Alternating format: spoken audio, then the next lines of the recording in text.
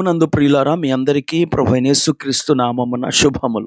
సప్త సోపాన సందేశాలకు మరోసారి మిమ్మల్ని అందరినీ ప్రేమతో ఆహ్వానించుచున్నాను. నేటి సప్త సోపాన సందేశము క్రైస్తవ జీవితంలో అనుసరించవలసిన 7 విషయాలు. మనము కారును కొన్నప్పుడు విస్మరించని కొన్ని విషయాలను గురించి యూజర్ మాన్యువల్లో ప్రస్తావిస్తారు. అవి టైర్లలో గాలి నిర్దిష్ట ప్రెషర్లో ఉంచుకోవాలని, పెట్రోలు నింపుకోవాలని, కూలెంట్ను నింపుకోవాలని చెప్తారు. ఇవన్నీ ఉన్నప్పుడే ఆ కారు మనకు నమ్మకంగా సేవ చేయగలదు. అలాగే క్రైస్తవ జీవితంలో కూడా మరిచిపోకూడని కొన్ని ఆధ్యాత్మిక విషయాలున్నాయి. వాటిలో 7 గురించి ఈ వీడియోలో ధ్యానం చేద్దాం.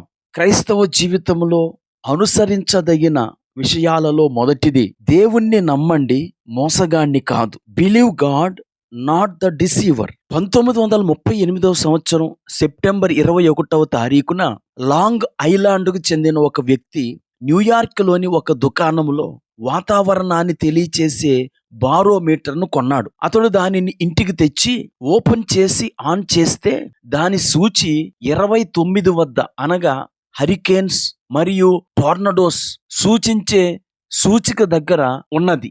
అప్పుడు ఆ వ్యక్తి ఆ మీటరును అటు ఇటు కదిలించి చూశాడు. కానీ ఆ ముళ్ళు అలాగే టోర్నడోస్ను, హరికేన్స్ను చూపిస్తోంది. అప్పుడు అతడు దానిని గోడకు కొట్టాడు. అయినా ఆ ముళ్ళు కదలలేదు. అప్పుడు ఆ వ్యక్తి కోపముతో, పనిచేయని బారోమీటర్ నాకు ఇచ్చారని చెప్పి దానిని తిరిగి పార్సిల్ చేసి పోస్ట్ ఆఫీస్కి వెళ్ళి పార్సిల్ కౌంటర్లో ఇచ్చేసి ఆఫీస్కి వెళ్ళిపోయాడు. అతడు సాయంకాలం ఇంటికి వచ్చేసరికి అతని ఇల్లు ఎగిరిపోయింది. ఎందుకు అనుకుంటున్నారు? భయంకరమైన హరికేన్ వచ్చి ఆ ఇంటిను ఎగరేసుకుపోయింది. ప్రియులరా, అతడు హరికేన్ రాబోతుందని బారోమీటర్ చూపించినా నమ్మలేదు. ఈరోజు అనేక మంది నిత్య జీవాన్నిచ్చే యేసును నమ్మకుండా సాతానునే నమ్ముతున్నారు. ఆనాడు ఏదెనులో ఆదాము హవ్వలు దేవుని మాటను నమ్మకుండా అపవాది మాటలనే నమ్మి తినొద్దన్న పండును తినినట్లు ఈరోజు అనేక మంది దేవుని వాక్యాన్ని నమ్మకుండా రక్షరేకులను, తాయిత్తులను, మాంత్రికులను నమ్ముతున్నారు. ప్రియులరా, దేవునిని నమ్మని వారు క్రైస్తవులే కాదు. ఎందుకంటే విశ్వాసము లేకుండా దేవునికి ఇష్టుడై ఉండుట అసాధ్యము అని హెబ్రీ 11:6లో దేవుడు సెలవిస్తున్నాడు. గనుక ఈ మాటలు వింటున్న ప్రియ స్నేహితులారా, మీరు దేవుణ్ణి నమ్ముతున్నారా? లోకము నమ్మే మూఢ విశ్వాసాలను నమ్ముతున్నారా? రెండవది, దేవునిని వెదకండి, పాపాన్ని కాదు. Seek God, not sin. దేవుడు జీవదాత. ఆయనలో తప్ప మరి ఎక్కడ మనము జీవాన్ని కనుగొనలేం. సాతాను యందు పడియున్న ఈ లోకములో పుట్టిన మనం సహజంగానే దేవునికి దూరమై పాపంలో పడిపోయే అవకాశం ఉన్నది. అయితే మనము ఆయన సన్నిధిని వెదికినప్పుడు ఆయన మనకు జీవాన్ని ప్రసాదిస్తాడు. పాపం కొరకు ప్రాకులాడితే మనము ఆ జీవాన్ని కోల్పోయి ఒట్టిపోతాం.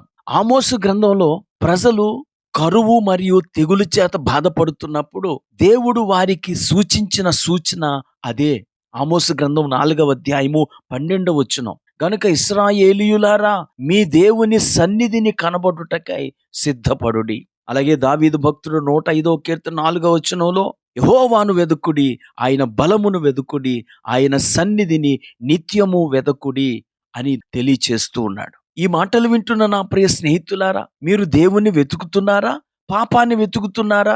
మూడవదిగా, మనుష్యులకు కాదు, దేవునికి భయపడండి. Fear God, not men. మత్తయి సువార్త 10:28 వచనంలో యేసు ప్రభువారు, ఆత్మను చంపనేరక దేహమునే చంపు వారికి భయపడకుడి గాని ఆత్మను దేహమును కూడా నశింపచేయ గలవానికి మిక్కిలి భయపడుడి అని సెలవిచ్చారు. మనము దేవునికి ఎందుకు భయపడాలంటే దేవుడు పరిశుద్ధుడు, సత్యవంతుడు, శక్తిమంతుడు. ప్రతి మనుష్యుడును అబద్ధికుడు అగునని రోమా 3:4 తెలియచేస్తూ ఈరోజు అనేక మంది మనుషులకు భయపడి దేవుణ్ణి పోగొట్టుకుంటున్నారు. అబ్రహాము దేవునికి భయపడ్డాడు, అందుకే అతడు దేవుని స్నేహితుడయ్యాడు. అతడు దేవునికి భయపడు వాడని దేవుడే ఆదికాండము 22:12లో సాక్ష్యం ఇచ్చాడు. ప్రియులారా, మనము దేవునికి భయపడుతున్నామా లేదా మనుషులకు భయపడుతున్నామా? నాలుగవది, దేవుణ్ణి ప్రేమించండి, లోకాన్ని కాదు.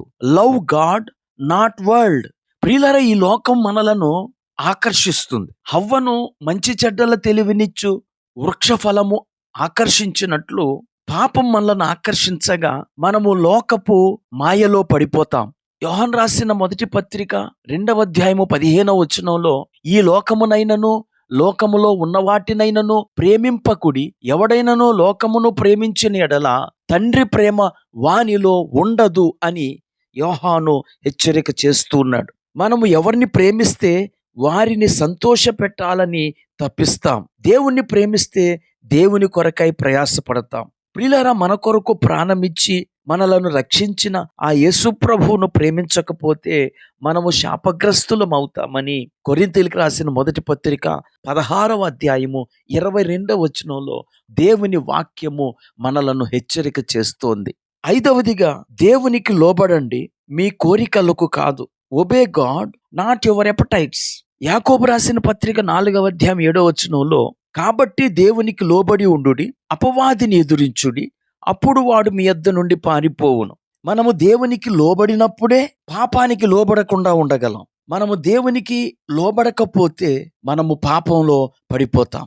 6వదిగా, దేవునికి దాసోహం అవ్వండి, మీకు మీరు కాదు.